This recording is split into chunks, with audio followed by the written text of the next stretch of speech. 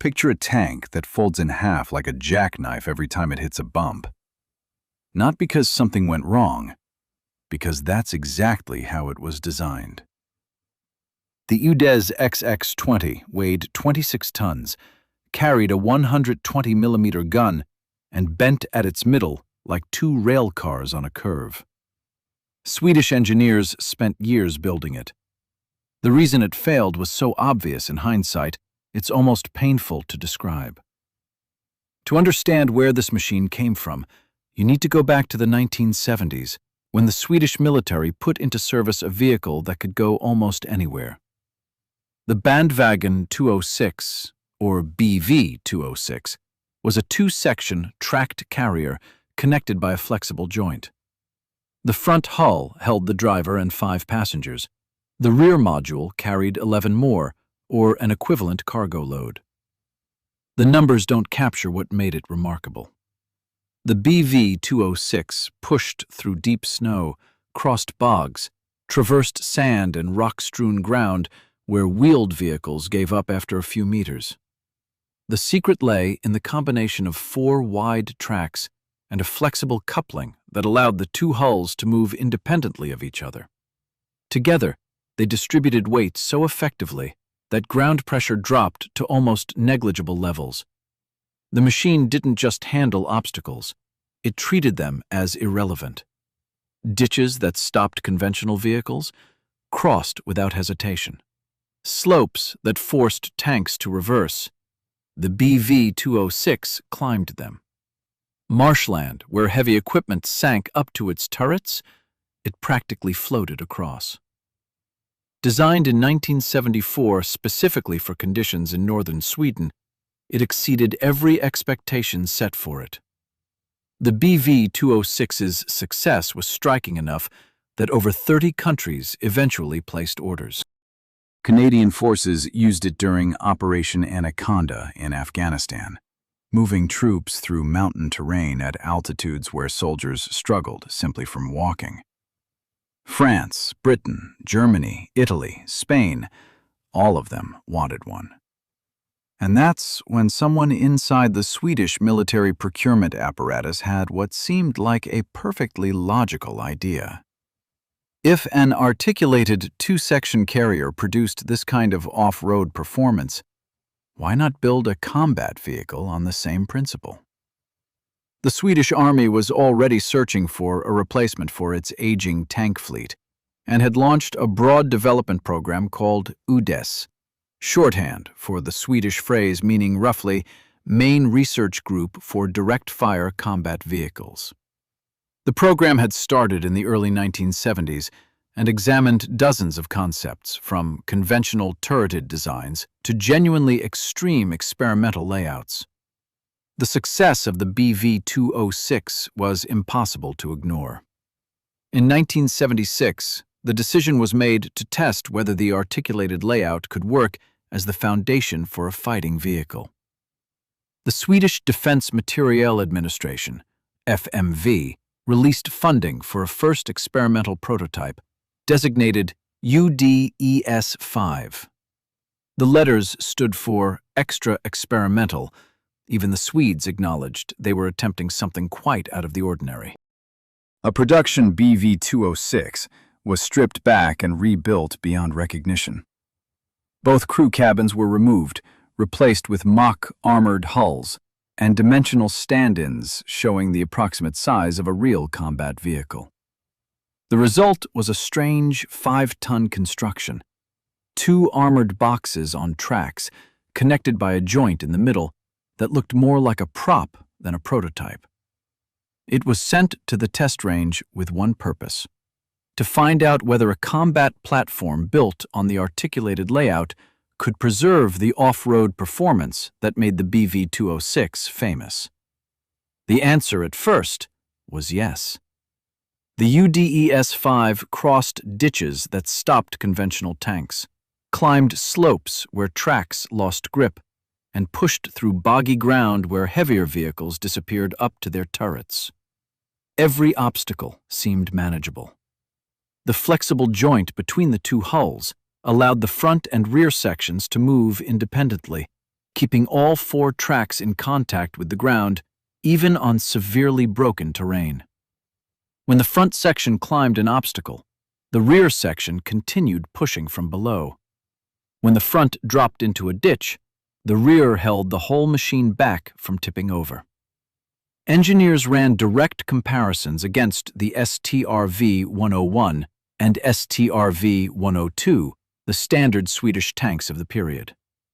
The difference was significant.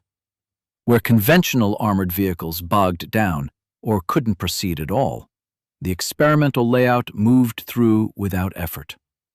Climbable gradient, descent angle, crossable ditch width, every metric came out in favor of the articulated concept. FMV reviewed the test data and reached a straightforward conclusion. The two-hull layout worked and delivered real advantages on broken ground. But a lightweight 5-ton prototype with no armor, no weapons, and no drivetrain capable of moving any of that was one thing. A real combat vehicle was something else entirely. The military drew up a specification. Target weight around 20 tons, enough to carry useful armor protection against small arms and fragmentation. Main armament of 105 mm or 120 mm with an autoloader. Crew of 3, all housed in the front section. The rear section would take the engine, transmission, ammunition, and fuel. And critically, the vehicle had to retain the mobility that the UDES XX had demonstrated. FMV contracted the joint venture HB Utveckling AB, formed by Swedish defense giants Bofors and Hägglunds, to design and build a full-scale prototype. Bofors handled the armament. Hägglunds took responsibility for the running gear and hulls. The project was designated UDES 2020, the number pointing at the planned combat weight in tons. Nobody stopped to seriously consider what multiplying the mass by 4 might actually mean in practice. The lightweight prototype had floated across marshland, so the combat version would too. The logic seemed airtight. Physics, it turned out, had a different view. Engineers at Bofors and Hägglunds approached the design with genuine ambition. The task was to build a tank that bent in the middle, fired a 120 mm gun, and carried enough armor to keep its crew alive.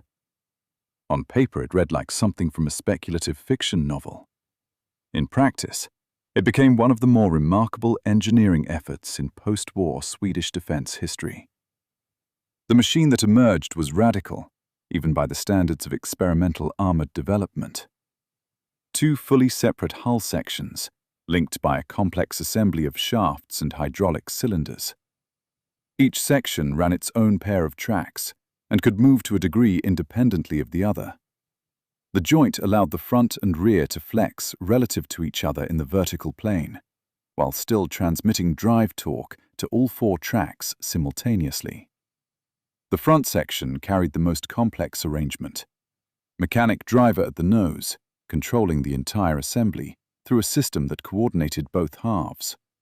Commander and gunner positioned behind him in the fire control compartment. And at the rear of the front hull, mounted on a dedicated platform, sat an unmanned turret. No crew inside, only the gun and its traversing and elevation mechanisms. The weapon was the German Rheinmetall RH120L/44. The same gun fitted to the Leopard 2, a 44 caliber barrel with a muzzle brake from Bofors to manage the recoil forces, necessary given that this was a relatively light platform absorbing the punishment of a full caliber tank gun.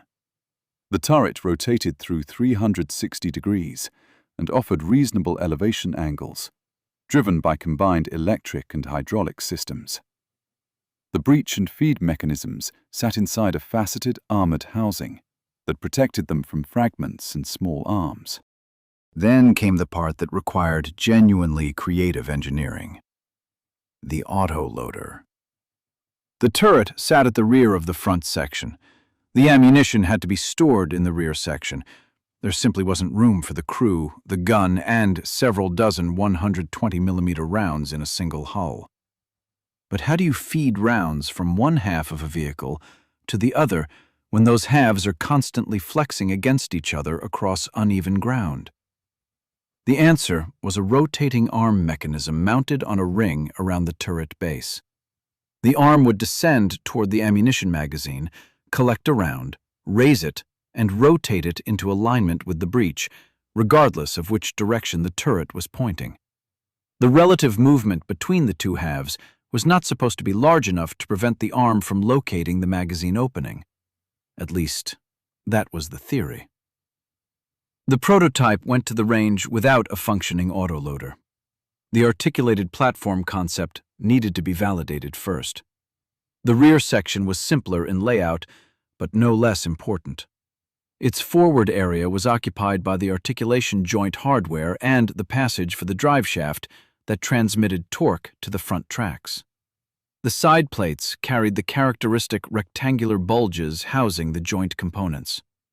Amidships sat the power plant, an American Detroit diesel 8V71TA. 8 cylinders, V configuration, 2-stroke, turbocharged and intercooled, producing 600 horsepower. The 71 series engines were known for dependability across an enormous range of applications: buses, marine vessels, heavy construction equipment. At the planned combat weight, 600 horsepower gave a power-to-weight ratio of around 30 horsepower per ton, which was respectable. The engine drove not only the tracks, but also supplied hydraulic pressure for the joint control system and turret drives. Alongside it sat the transmission, fuel tanks, and the ammunition magazine the autoloader was designed to reach. Armor on the rear section was minimal, 6 millimeters on most surfaces. The designers reasoned that it sat far enough back from the line of engagement not to need serious protection. The entire concept assumed a shoot-and-move philosophy. Strike from an unexpected position, exploit the vehicle's mobility, relocate before return fire arrived. The front section carried slightly heavier protection, up to 20 millimeters at the glacis, but even that only stopped rifle-caliber rounds and fragmentation. There was no pretense of defeating anti-tank weapons. The UDES 2020 was conceived as a light platform that survived through movement rather than armor. Construction took several years. The articulation system alone presented enormous engineering challenges. Transmitting torque to 4 tracks while allowing the 2 hulls to flex, while maintaining steering authority over the entire assembly, while keeping the hydraulic control system responsive, each requirement pulled against the others. The cylinders that governed the interhull angle demanded precise calibration and substantial pump capacity. And then, as happens with ambitious projects, the weight began to climb. 20 tons became 22, then 24. Thin armor spread across 2 separate hulls still adds up. The articulation system, shafts, bearings, hydraulic cylinders, contributed meaningfully to the total. The turret, its drives, the massive engine and transmission, fuel load, ammunition, optics, and fire control equipment. When the prototype was finally assembled and put on the scales, the figure was 26 tons, 30% over the original target. That was a serious problem. The entire premise rested on a lightweight platform preserving the mobility demonstrated by the 5-ton UDES 5. Instead, the finished vehicle came in 6 tons heavier than planned. Ground pressure had risen accordingly. Those wide tracks that were supposed to keep the machine afloat were now carrying 30% more load than designed. The vehicle was painted in standard Swedish camouflage and sent to the test grounds. Nobody yet knew what was about to happen. Early trials ran on hard ground and compacted range roads. The UDES 2020 moved, and it was immediately clear that it handled nothing like conventional armor. The two halves flexed at every turn, bent at every irregularity in the surface. Hydraulics hissed as the system adjusted the angle between the sections. All four tracks worked in coordination, pushing the assembly forward. On flat ground, it looked reasonable enough. Then the vehicle was driven onto broken terrain, ditches, rises, constructed obstacles. Here, the articulated layout showed its better side. The nose climbed onto an obstacle, while the rear continued pushing from below. Dropping into a ditch, the rear section prevented the front from pitching over. Gradient angles and descent performance were impressive. Engineers allowed themselves some optimism. The concept appeared to be functioning. Winter trials in northern Sweden gave the vehicle deep snow to work with. Performance there was comparable to the IKV-91, the light assault gun considered the mobility benchmark in the Swedish Army at the time. Wide tracks distributed the load. The two-section layout kept contact with the surface. On snow, the machine was confident. On most categories of firm ground, it held its own. The military began drafting preliminary assessments. Then the UDES 2020 was taken onto boggy ground. What the 5-ton prototype had crossed without effort became an impassable obstacle. The tracks started pressing into the soil. Each one was now carrying not 5 tons total, but more than 6. All the engineering logic behind low ground pressure began to unravel. The vehicle didn't sink immediately or catastrophically. It settled, slowly and steadily, deeper with every meter. Where the IKV-91 at 16 tons passed without difficulty, the new machine began to founder. Tracks pushed further into the earth. The engine ran at maximum output, trying to pull the assembly free. The hydraulic system cycled frantically, attempting to coordinate the movement of two hulls that were no longer going anywhere useful.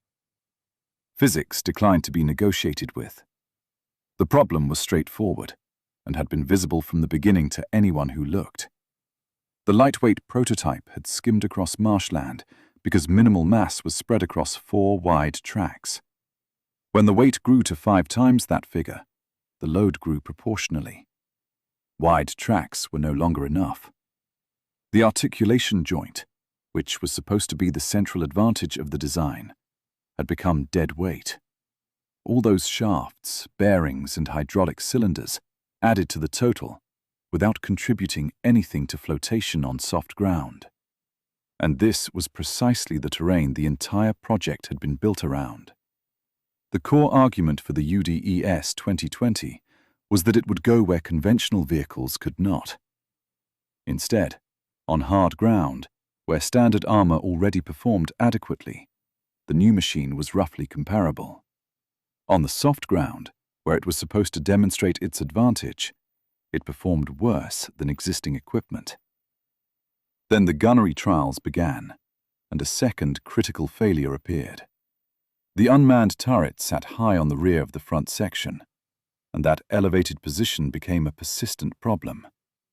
As the vehicle moved across uneven ground, the two halves continuously flexed relative to each other.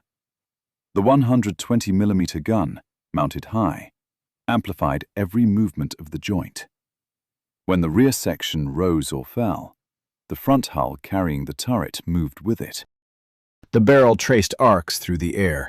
The aiming reticle moved across the horizon. The gunner attempted to hold a target in the sight picture, but doing so while moving was nearly impossible. The stabilization system could not compensate for the amplitudes generated by the articulation joint. The risk of losing the target entirely while on the move was unacceptably high. Firing on the move was effectively out of the question. The crew had to stop, wait for the platform to settle, and only then attempt to engage. In comparison trials against the IKV-91, the difference was stark. The IKV-91 could acquire a target while moving, halt, and fire within seconds. The UDES 2020 needed considerably longer to stabilize before a shot was possible. In actual combat, where the margin is measured in seconds, that gap was fatal. Engineers drew up plans for two revised variants, UDES 2020B and UDES 2020C. The first proposed moving the gun installation forward to reduce overall height. The second suggested offsetting the crew to one side and the weapon to the other. Neither left the drawing stage. The fundamental problem was not one that layout adjustments could fix. The extra weight had destroyed the concept. The mobility that justified the entire design had proven impossible to replicate at combat vehicle mass. The two-section layout was mechanically complex, expensive to build, and demanding to maintain. Its one defining advantage, the ability to cross terrain that stopped everything else, had evaporated along with the weight budget. FMV compiled its assessment. The conclusions were unsparing. On snow and most terrain categories, performance was no better than standard equipment. On soft ground, it was worse. Firing on the move was practically impossible. Production cost would be extreme. Reliability was uncertain. The single prototype had demonstrated that the concept was flawed from the outset. The sole UDES XX 20 prototype was withdrawn from testing, placed in storage, and eventually transferred to the Arsenalen Museum in Strangest, where it remains today. A physical record of an idea that was genuinely ambitious and genuinely wrong. Sweden never fielded an articulated combat tank.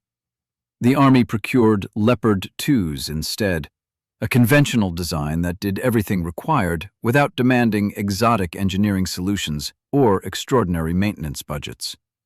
Reliable, proven, and uncomplicated in exactly the ways the UDES 2020 had failed to be. But the program was not without consequence.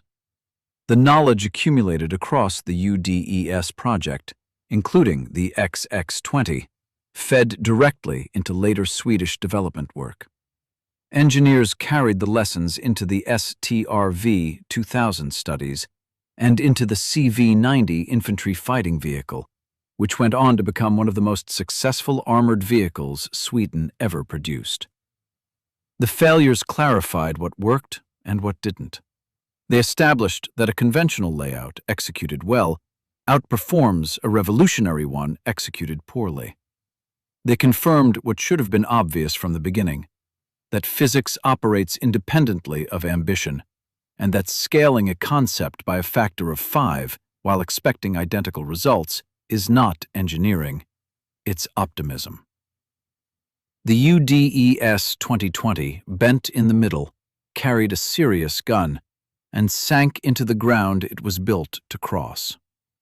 It took years of work and significant funding to arrive at a conclusion that the weight calculations could have suggested on day one. That's not unusual in experimental development. Prototypes exist precisely to find out what theory misses. What makes the UDES 2020 memorable is not that it failed, but how completely the failure contradicted the premise. A vehicle designed around superior soft ground mobility that performed worse on soft ground than the machines it was meant to replace. It sits in Strangest now, painted in its Swedish camouflage, bent slightly at the joint, as if still mid-stride across terrain it never managed to conquer. If you found this story worth your time, leave a like and subscribe to the channel. Drop a comment below with whatever other failed or unusual military hardware you want covered next.